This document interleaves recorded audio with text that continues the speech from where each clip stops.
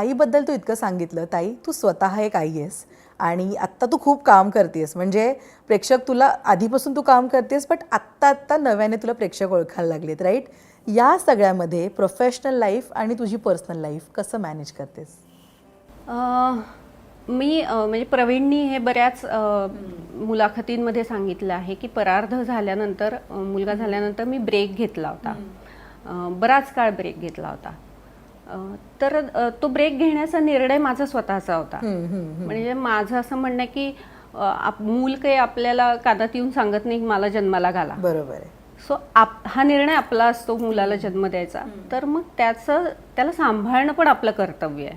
आपल्या 4 गोष्टी बाजूला ठेवून ज्या आपण ठेवू शकतो त्या बाजूला ठेवून मुलाला प्रायोरिटाईज करणं हा माझा सर्वस्वी निर्णय होता आणि तो योग्यच होता.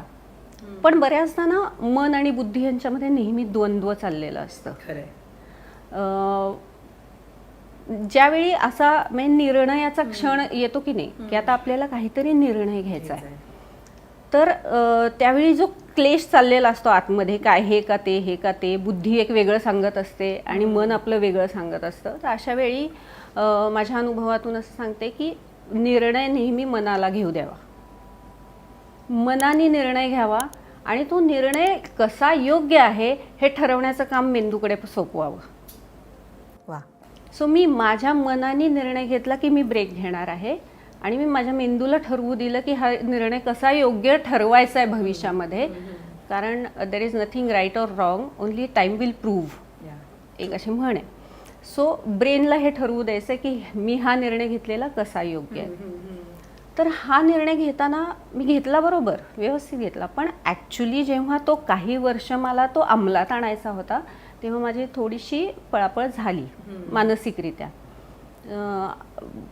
मला ह्या सगळ्या कॉन्सेप्ट खूप आत्ता कळल्या की पोस्टपार्टम डिप्रेशन वगैरे. त्यावेळी काही माहिती नव्हतं असं, पण अशा भावना मनात येतच होत्या की अरे आपण काय करतोय. एकतर मी खूप तरुण वयामध्येच आई होण्याचा निर्णय घेतला होता आणि अभिनेत्रीचा करिअरचा स्पॅन खूप छोटा असतो. बरोबर आहे. सो असे विचार माझ्या मनात येत होते की आपण काय करतोय नक्की. माझ्या बरोबरीच्या ज्या सगळ्या स्पर्धांमधून मुली आलेल्या होत्या पुढे, ज्यांना मी कधी बक्षिसं नव्हती घेऊ दिली कॉम्पिटिशनमध्ये असताना, त्या खूप मोठ्या अभिनेत्री म्हणून जगासमोर येत होत्या, त्यांना मोठमोठे प्रोजेक्ट्स मिळत होते. त्रास होत होता मला, नाही असं नाही, पण मला माहिती होतं की हा निर्णय मी घेतलेला आणि तो योग्य आहे. तर मग या त्रासाचं मग मी काय करायचं हा प्रश्न पडला होता मला. कारण प्रवीणसुद्धा त्या काळात घरी नसायचा, तो पण स्ट्रगल करत होता.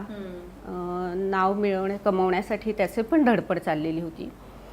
सो ही खतखत जी मनातली आहे ना, आईला पण नाही बोलू शकत हे सगळं, कारण तिला जास्त वाईट वाटेल ह्याचा आपल्याला जास्त विचार येतो. खरं ती विचार करत बसेल आपल्याबद्दल की तिला काय असं होतंय असं. मग ह्या प्रवासामध्ये ना एक गोष्ट खूप चांगली झाली, मला अध्यात्माची गोडी लागली. म्हणजे मला तेव्हा नव्हतं कळत की हे पोस्टपार्टम डिप्रेशन आहे का, मी कुठल्या सायकोलॉजिस्टकडे जायला पाहिजे का सायकॅट्रिस्टकडे जायला पाहिजे. मला हे कळत होतं घरामध्ये खूप पुस्तकं आहेत, घरामध्ये खूप संत साहित्य आहे. मी घेतलं एक पुस्तक आणि मी वाचायला सुरुवात केली आणि ते जसं वाचायला लागले मला कळलं की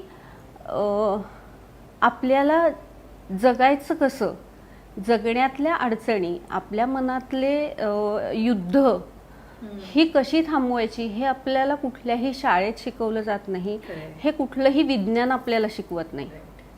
पण हे प्रश्न तर जगण्यामध्ये येत असतात. मग या प्रश्नांची उत्तरं आपल्याला कोण देतं, तर अध्यात्म देतं. एवढं मला कळलं.